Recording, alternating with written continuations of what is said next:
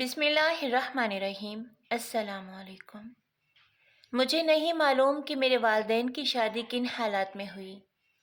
جب سے میں نے ہوش سنبھالا اپنے والدین کو ایک دوسرے سے ناخوش پایا۔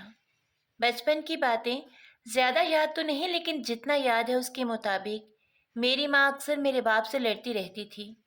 میرے والد ایک پڑھے لکھے خوبصورت اور نفیس انسان تھے، غالباً کسی کالج میں پروفیسر تھے، جبکہ میری ماں ایک جاہل اور بدصورت عورت تھی۔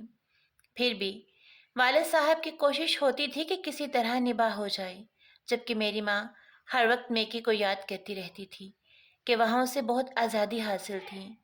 شاید یہی اس کی ناخوشی کی وجہ تھی کہ میرے والد جو ایک وفادار دار انسان تھے اس پر پابندیاں لگاتے تھے۔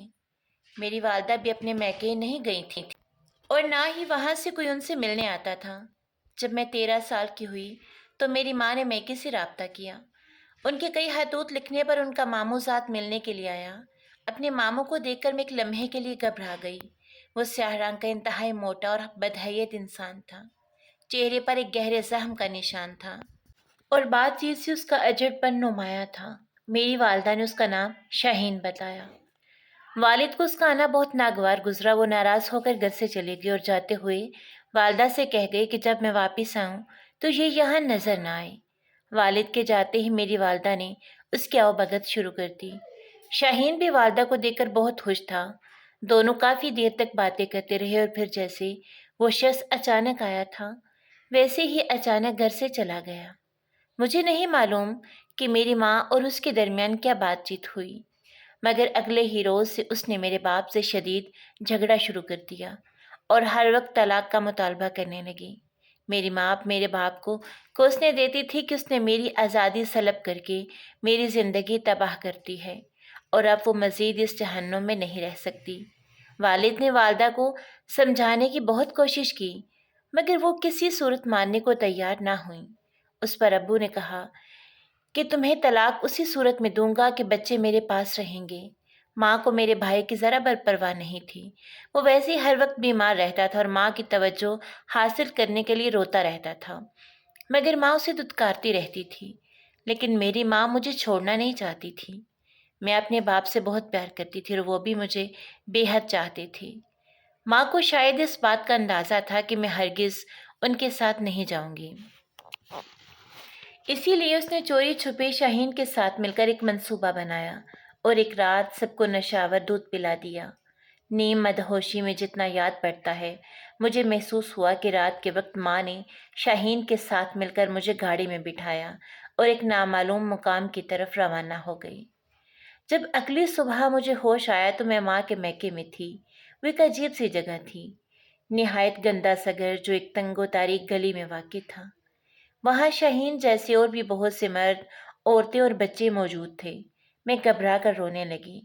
ابو بہت یاد آ رہے تھے۔ جب میں نے زیادہ چیخنا چلانا شروع کیا تو شاہین نے مجھے بری طرح مارا اور دھمکی دی کہ اگر اب آواز نکالی تو تمہارے بھائی کا گلا گھونٹ دوں گا۔ یہی نہیں، اس نے اس کمزور سے بچے کو اٹھا کر زمین پر پٹخ دیا، جس سے وہ معصوم بے ہوش ہو گیا۔ میں اپنے بھائی سے بہت محبت کرتی تھی، اس لیے اس کی خاطر چپ ہو گئی۔ مجھے سخت حیرت تھی کہ میری ماں دور بیٹھی تماشا دیکھ رہی تھی، جیسے اس کا ہم سے کوئی تعلق ہی نہ ہو۔ میری عمر اس وقت کوئی 13 یا 14 سال ہو گئی۔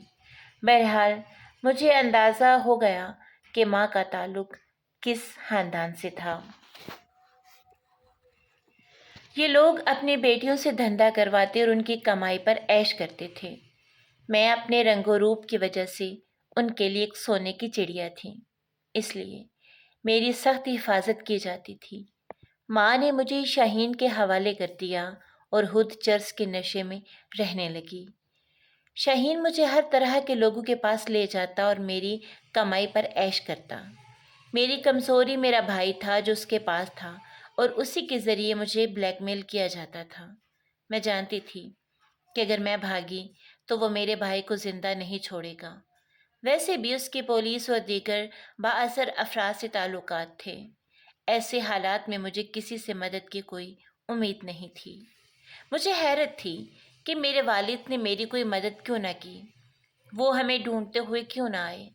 میں اس زندگی سے سخت نفرت کرتی تھی اور ہر وقت اللہ سے دعا کرتی تھی کہ مجھے زندگی سے نجات دے۔ اللہ نے میری دعا سن لی۔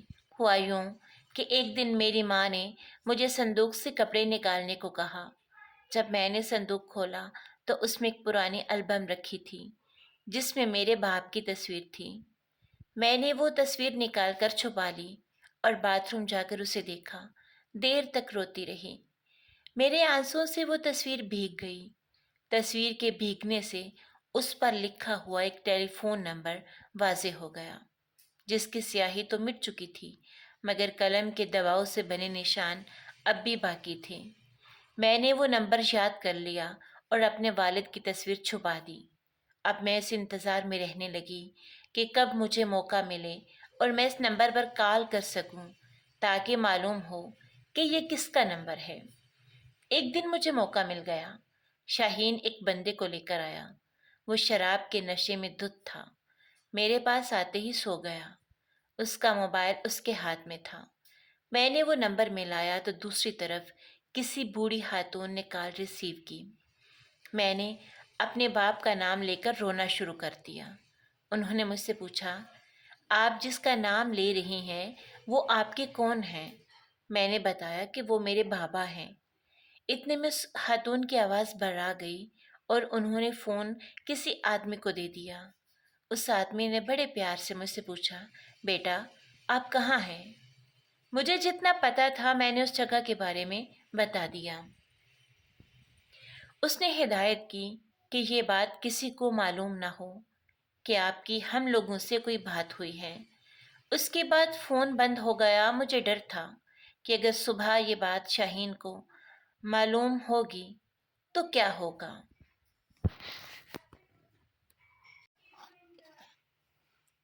جو ہی صبح ہوئی میرے کمرے کا دروازہ زور زور سے بجنے لگا۔ میں گھبرا کر اٹھی اور دروازہ کھولا تو شاہین اور میری ماں کی گھبرائی ہوئی صورتیں نظر آئیں۔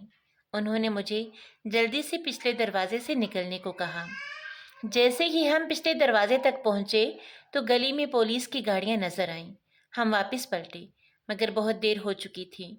پولیس کے سپاہی ہمارے سر پر پہنچ چکے تھے۔ انہوں نے فوراً شاہین اور میری ماں کو گرفتار کر لیا۔ ہمیں تھانے لے جایا گیا۔ وہاں ایک بزرگ خاتون اور ایک نہایت باروب شخصیت کے مالک شخص موجود تھے۔ ان کے چہرے سے مجھے اپنے بابا کی شباہت محسوس ہوئی۔ میں رونے لگی۔ بزرگ خاتون نے فوراً مجھے اپنے سینے سے لگا لیا اور دلاسا دیا۔ تھانے دار اور دیگر سرکاری حکام ان دونوں سے بہت مرعوب نظر آ رہے تھے۔ ہمیں فوراً ان کے حوالے کر دیا گیا۔